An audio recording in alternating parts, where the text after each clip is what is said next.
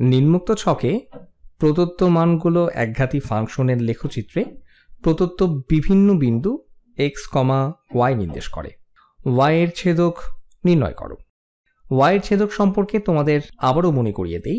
লেখচিত্রে আমরা যদি কোনো একঘাতী ফাংশন বা রেখা কল্পনা করি, ধরে নেই এখানে এটাই আমাদের সেই রেখা, এটা হচ্ছে y অক্ষ, এটা হচ্ছে x অক্ষ। y অক্ষের যেখানে ছেদ করা হয় সেটাই হচ্ছে y এর ছেদক। আমরা আসলেই y এর ছেদক সম্পর্কে যা জানি তা হচ্ছে y এর ছেদকে x এর মান 0 হয়। এটা হতে পারে এই বিন্দু যার স্থানাঙ্ক 0, কোনো একটি সংখ্যা। কেউ যখন বলবে তোমার y এর ছেদক কোনটি, এর মানে হচ্ছে x এর মান যখন 0 তখন তোমার y এর মান কত। এখন আমরা বের করার চেষ্টা করি x এর মান যখন 0 হয় y এর স্থানাঙ্ক তখন কত হয়। y এর মান যখন 0 তখন x এর মান কত তা আমরা জানি। এটা প্রকৃতই x এর ছেদক। এখানে যে বিন্দুটি আছে এটা হচ্ছে 2,0।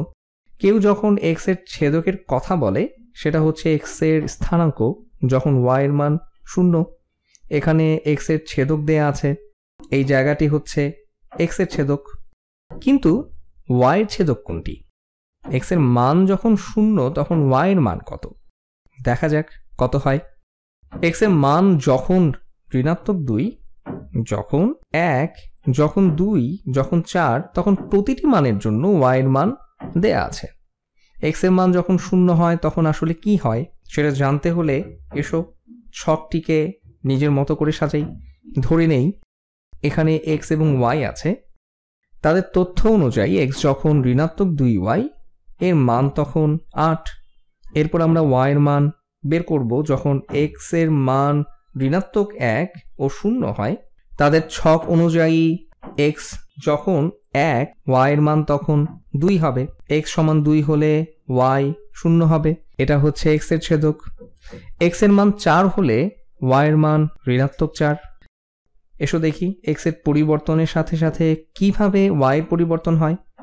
এখানে দেখি যখন x এর মান 1 বৃদ্ধি পায় তখন y এর মান 2 কমে যায়। আর এটা যেহেতু একটি রেখা তাই x এর সাপেক্ষে y একটা নির্দিষ্ট হারে পরিবর্তিত হবে।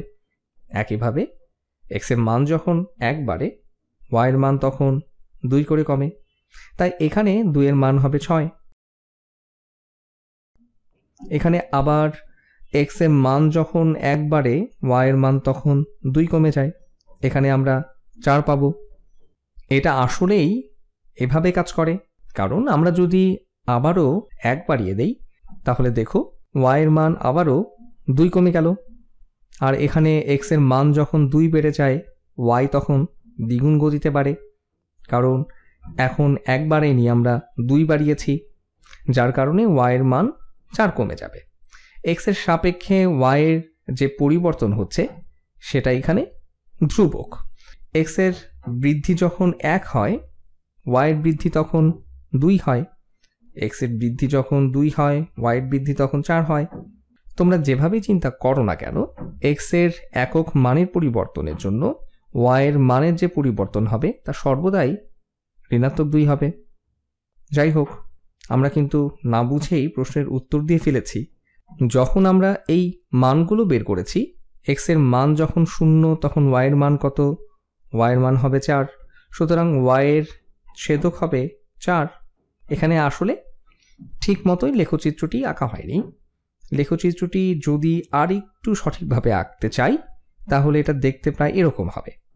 সুতরাং এখানে যদি 4 হয় আর এখানে যদি 2 হয় আমাদের রেখাটি দেখতে এরকম হবে।